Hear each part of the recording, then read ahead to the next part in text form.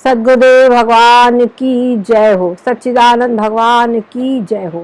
प्रायः किसी ज्ञानी को, संत महापुरुष को हम देखते हैं कि इनको कोई रोग हो गया है या कोई तकलीफ आ गई है, तब कहते कि अरे ये तो ज्ञानी है, इनको भी रोग है क्या।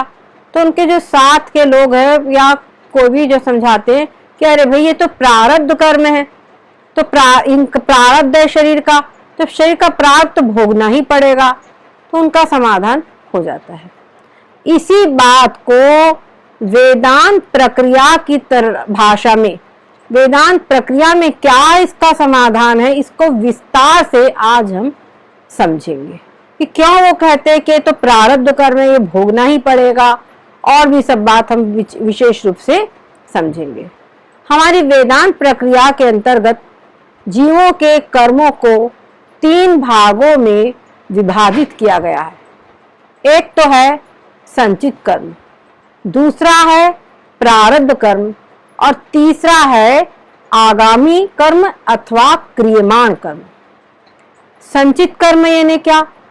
जीवों ने के अनंत जन्म हो चुके, हर जीव के, उन अनंत जन्मों में उनने जो कर्म किए हो, सारे के सारे पूर्ण रूपेण जो कर्म हैं, उन कर्मों को कहते हैं संचित कर्म। संचित कर्म ने उसके जो जमा है कर्म, वो कर्म है संचित कर्म।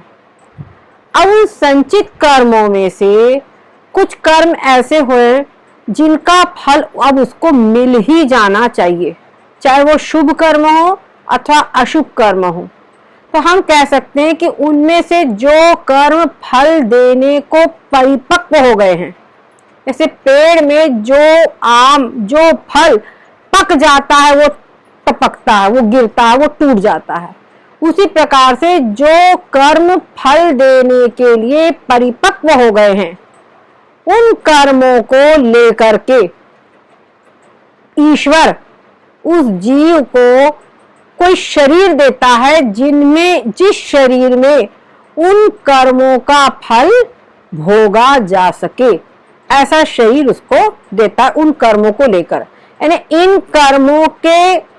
कर्मों को इस शरीर में भोगना है।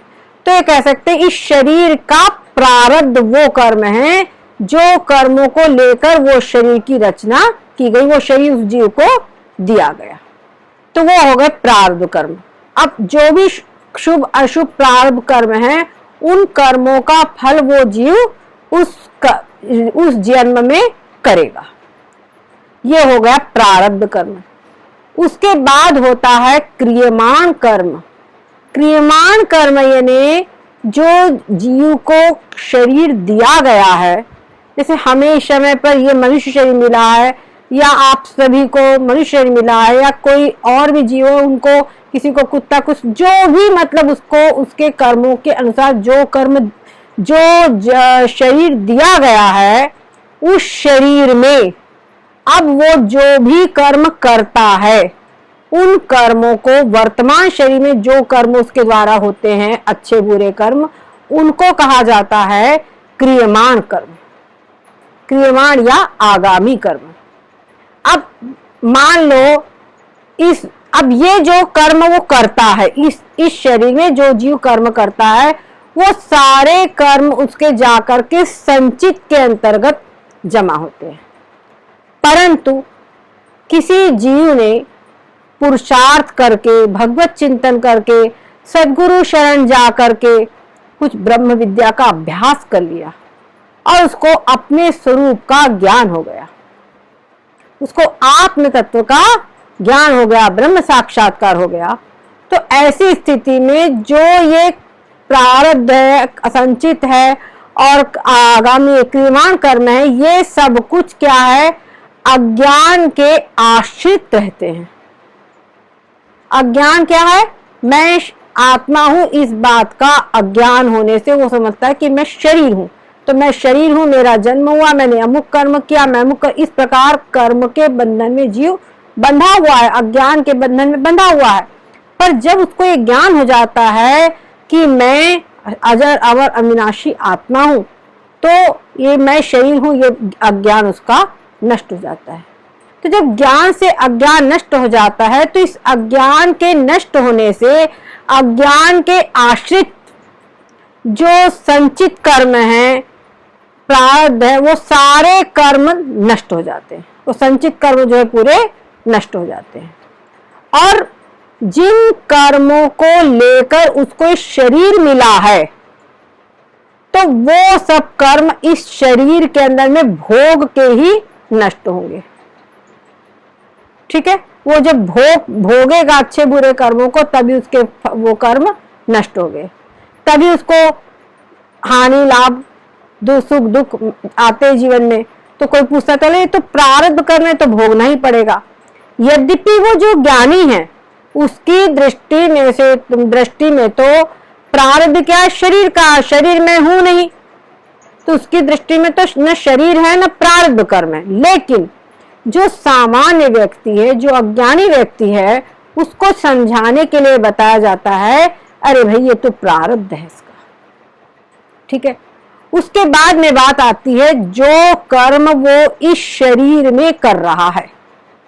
अब जो कर्म वो इस शरीर में कर रहा है तो इस शरीर में उसने जो भी कुछ कर्म किया और उसके बाद में उसको सद्गुरु कृपा से ब्रह्म विद्या का ज्ञान हो गया, उसको ज्ञान हो गया।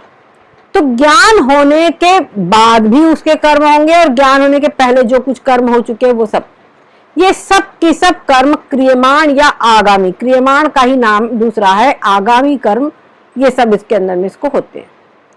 अब ये जो कर्म होते इनका क्या होता है, तो क्योंकि उधर तो अज्ञान खत्म के द्वारा अज्ञान नष्ट होने से संचित कर्म की बात ही खत्म हो गई।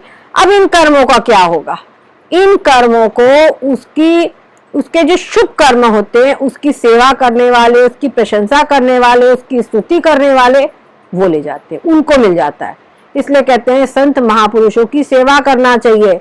संत महापुरुषों की सेवा करो, उनको आप जो कुछ भी आप कर सके उनके लिए, तो उनके जो शुभ कर्म है आप उनकी प्रशंसा करो, उनका कहते हैं ना उनकी लीला, भगवान की लीलाओं का बखान करो, तो उससे उनके जो शुभ कर्म हैं वो उन लोगों को मिल जाते हैं जो उसके प्रशंसक है या उनकी सेवा करते हैं, उनको मिल जाते हैं। और जो उनके अशुभ कर्म हैं, जो उसके अशुभ कर्म है, और यद्यपि ज्ञानी के द्वारा अशुभ कर्म नहीं होते लेकिन फिर भी कुछ सहज कर्म होते हैं, चलते फिरते कहीं जीवों की हत्या हो गई हम बोलते हैं, और कभी हो गया कोई बात से क्रोध ही आ गया किसी के कारण से, तो कभी किसी कोई को जोर से बोल दिया, किसी को दुख पहुंच गया मन में, तो इस प्रकार की बातें, क्योंकि मनुष्य शरीर है तो व्यवहार में ये सब कुछ संभावनाएं हैं, तो इस प्रकार की संभावना से कुछ उसके पाप बन जाते हैं। वो सारे पाप कर्म उसकी निंदा करने वाले, उसके जो आलोचक होते हैं वो सब, या उसके मतलब जो विरोधी, उसके जो शत्रु है, वो लोगों को वो प्राप्त हो जाते हैं। तो इस प्रकार से ज्ञानी के शुभ और अशुभ दोनों ही कर्म, दोनों की ही निवृत्ति हो जाती है। ये बात हमको अच्छी प्रकार से समझ लेनी है।